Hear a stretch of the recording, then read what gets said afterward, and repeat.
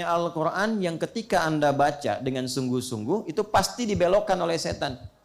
Makanya satu-satunya bacaan di muka bumi yang baru baca itu Anda bisa cepat ngantuk, itu cuma Al-Quran. Silakan kalau nggak percaya. Anda baca Al-Quran 1 jam 2 jam, Al-Quran ya, Al-Quran 1 jam 2 jam Anda baca itu bisa tahan tuh, ya. Tapi baca Al-Quran 10 menit itu bisa begini-begini tuh. Dan bisa cepat selesai karena memang ada setannya.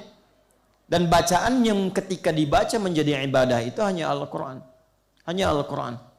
Karena itu disebut naba, karena semua yang terkandung di Al-Quran itu agung. Nah, biasanya begini yang ingin saya katakan, maaf ya, ini kita bicara adab dulu untuk menyempurnakan yang sebelumnya. Maaf sekali, kalau Anda ingin bertemu dengan sosok yang istimewa, yang agung, itu penampilan itu dijaga nggak?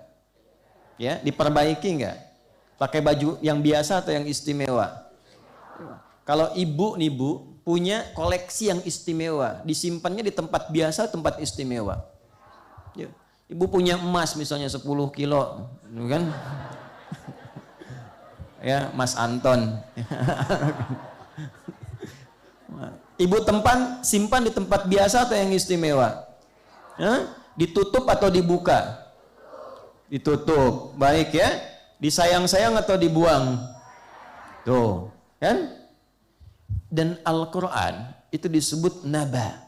Emas nggak pernah disebut naba. Manusia seagung-agungnya, kan? Jika dia tidak mendapatkan tugas khusus dari Nabi, dari Allah, tidak mendapatkan tugas khusus dari Allah menjadi Nabi, tetap statusnya insan, manusia. Tapi kenapa kita menghadapi sosok manusia yang biasa, namun kemudian mendapat kedudukan dan terhormat, penampilan itu begitu indah? Kenapa ketika dititipkan barang-barang yang terasa istimewa, padahal dunia yang ketika wafat pun Anda tinggalkan, begitu Anda jaga dan ditempatkan di tempat yang sangat mulia? Al-Quran itu, bukankah itu akan memberikan dampak kepada kita sampai meninggalkan dunia? Bukankah itu yang menjadikan kita terhormat di hadapan Allah? Bukankah itu yang menjadikan seorang hamba mendapatkan mahkota utama? Bukankah itu yang menjadikan seseorang mendapatkan kesempatan memberi syafaat untuk keluarganya? Jadi kalau barang dunia saja begitu diistimewakan, kenapa Al-Quran yang mulia dan agung tidak kita istimewakan? Betapa banyak saya sering kali bersedih melihat seseorang menempatkan Quran di tempat-tempat tidak terhormat. Penuh dengan debu. Tidak perhatian ketika mulai jilidnya terlihat mulai lapuk dan sebagainya. Di mana penghormatannya? Padahal Anda katakan itu naba'ul azim. Sesuatu yang agung, yang tinggi. Kenapa ketika baca Al-Quran senyamannya saja? Mana adabnya? Anda menghadap orang tertentu yang terhormat, kata-kata Anda dijaga. Tapi kenapa ketika baca Al-Quran gak mau belajar untuk membaca dengan benar? Anda mau ngasih pidato dalam peresmian, dalam promosi jabatan, latihan Anda tiap malam. Supaya gak salah bicaranya. Padahal bicara Anda di hadapan manusia. Kenapa ketika Anda membaca Al-Quran dan itu didengar oleh Allah, disaksikan, dilihat, diberi pahala? Kenapa nggak dipelajari cara bacanya dengan benar? Dan ketika dibaca dengan benar pun ke hati kan ada dampaknya. Ke jiwa ada ketenangannya. Untuk yang betul-betul membuat jiwa Anda tenang, kenapa tidak serius? Tapi untuk sesuatu yang urusan dunia yang belum tentu memberikan solusi, kenapa begitu diburu? Memang tidak salah.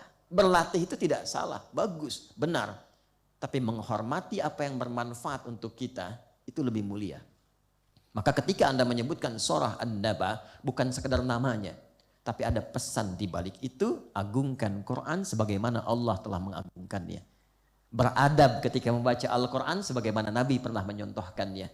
Kok bisa ada pegang mushaf sambil telonjoran, kadang ditaruh di atas kakinya, ya, kadang bertelekan, kadang santai, kadang bawanya nggak pakai adabnya, ada yang bawa cuma begini saja, tidak.